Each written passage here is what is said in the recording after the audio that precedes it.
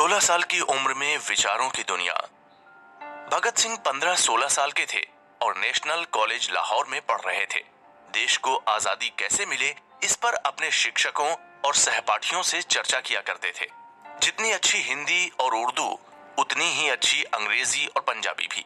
इसी कच्ची उम्र में भगत सिंह ने पंजाब में उठे भाषा विवाद पर झकझोर देने वाला लेख लिखा। लेख पर हिंदी साहित्य सम्मेलन ने 50 रुपए का इनाम दिया।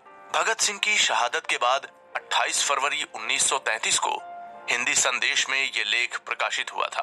भगत सिंह ने उस लेख में लिखा था, इस समय पंजाब में उर्दू का जोर है, अदालतों की भाषा भी यही है। ये सब ठीक है, लेकिन हमारे सामने इस वक्त बड़ा सवाल भारत को एक राष्ट्र बनाना है।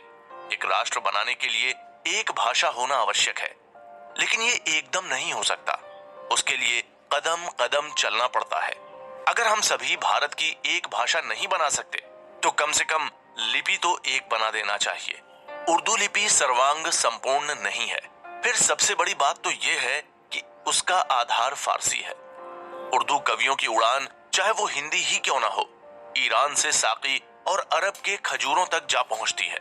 काजी नजरुल इस्लाम की कविता में तो धूर जटी, विश्वामित्र और दुर्वासा की चर्चा बार बार है, लेकिन हमारे उर्दू, हिंदी, पंजाबी कवि उस ओर ध्यान तक न दे सके। क्या ये दुख की बात नहीं?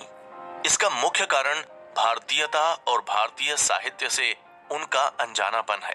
उनमें भारतीयता आ ही नहीं पाती, तो फिर उनके रचे गए साहित्य से हम कहां तक भारतीय बन सकते हैं?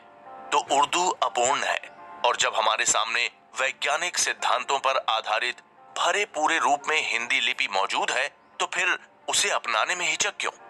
हिंदी के पक्षधर सज्जनों से हम कहेंगे कि हिंदी भाषा ही अंत में एक दिन भारत की भाषा बनेगी, लेकिन पहले से ही उसका प्रचार करने से बहुत सुविधा होगी।